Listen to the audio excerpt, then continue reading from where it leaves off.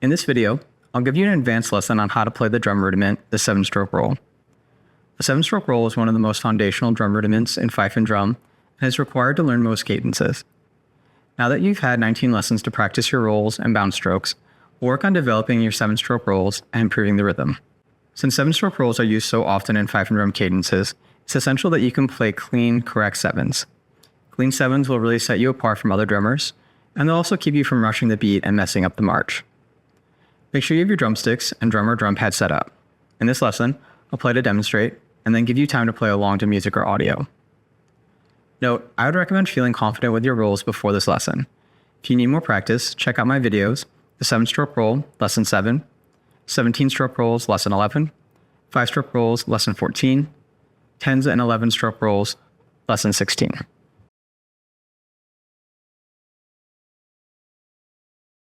The skeleton of a 7-stroke roll sounds like this.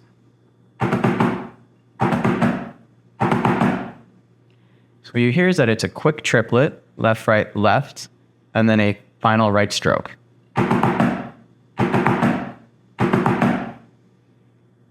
Let's try a roll practice where we'll play 2 of these skeletons, followed by 2 rolls.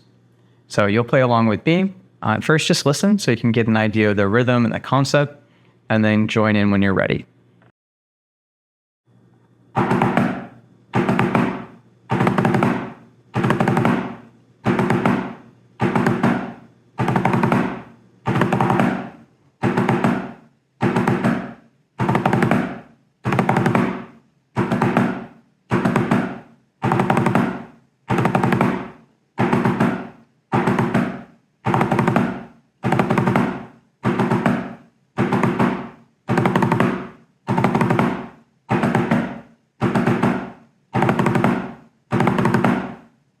The main features are that it begins on the and of the beat, or halfway through a step.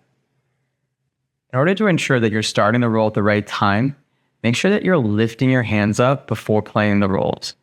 This does is naturally slows you down so that you're not beginning too early, but it also forces you to throw your hands down at the drum head and really aggressively attack that roll.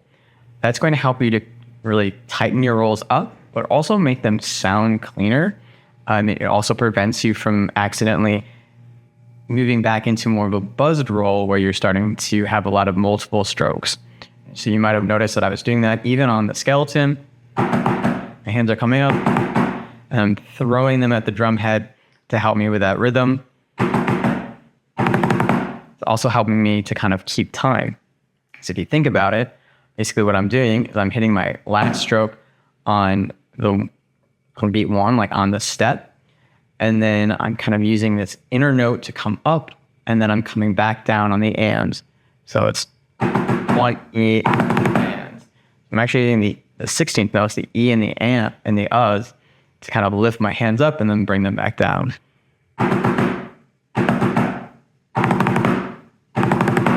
And you'll notice they're lifting up pretty high. They're coming for me about to my chest height. And so the higher you can get them without it becoming ridiculous, the better power you're actually giving yourself by letting them really come down hard on the drum head. You're using gravity to help assist you. The important thing you should notice is if you watch my elbows when I do this, my elbows aren't rising. Like I'm not lifting my sticks up or lifting my whole arms. It's really more of a forearm movement. So I'm using my forearms, they're coming up, and then as they come down, I'm kind of moving into that twisting form that you should already be using to actually create your strokes. So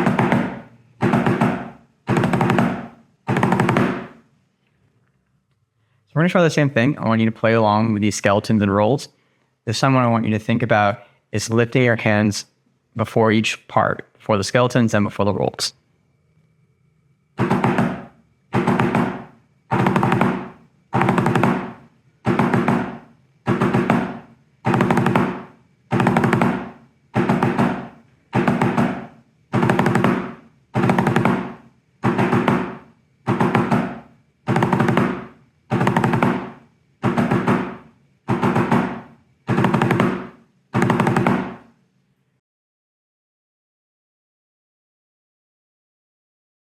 In the last lesson, Drummer's Call, we worked on playing eighth notes along to a metronome. If you look at 7-stroke rolls, you'll see that they begin with an eighth note and generally come after an eighth note. This means we can follow the same rules for playing sevens along to a metronome. You can download a free metronome app. I recommend Metronome Beats. Set your metronome to 60 or 75 beats per minute, depending on what speed you want to develop. Most metronomes have an option to adjust clicks per beat. Set this to 2. Remember, eighth notes are 2 beats. Remember, eighth notes are 2 per beat. When you hit start, you'll hear a loud click for the beat. We want the end of each 7 to match that click. You'll also hear a soft click. This is the and. You want to star your 7s to match this click. Play 7s along to a metronome for timing practice. I've already set up a metronome at 75 beats per minute with the and click. Pay close attention to whether or not you're ending your 7s on a click.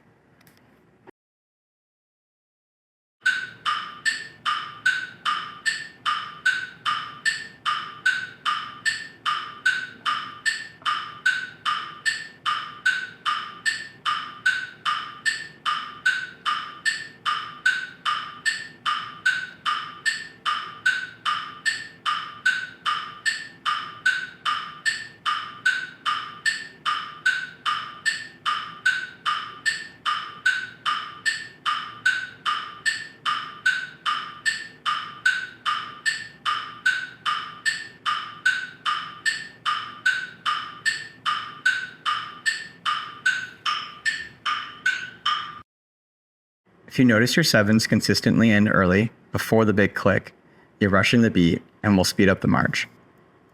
Most likely you're playing the correct rhythm for your 7s, but starting them too early. You should be raising your sticks before a 7. As soon as you finish one, lift your sticks up and then throw them down at the drum head to start the next. Try to start the roll right on the and click. If you have the opposite problem, with your 7s consistently ending after the big click, then you're dragging the beat and will slow down the march. Most likely you're not playing your rolls tightly enough. Focus on the triplet rhythm we've been working on. Lifting your sticks and throwing them down can also help you to apply power and speed to your rolls. Try the metronome practice again, this time focusing on lifting the sticks and starting the roll on the and click to correct your timing.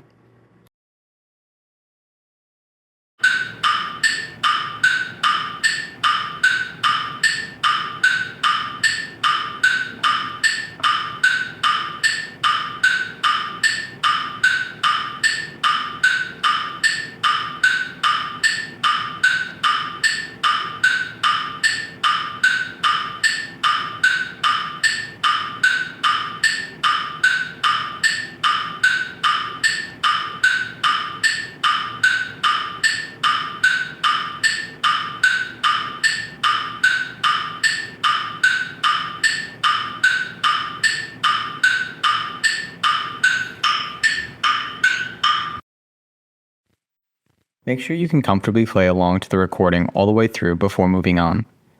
Once you've got this beating down, move on to the next lesson. If you want a recording of just the full beating, check out my video.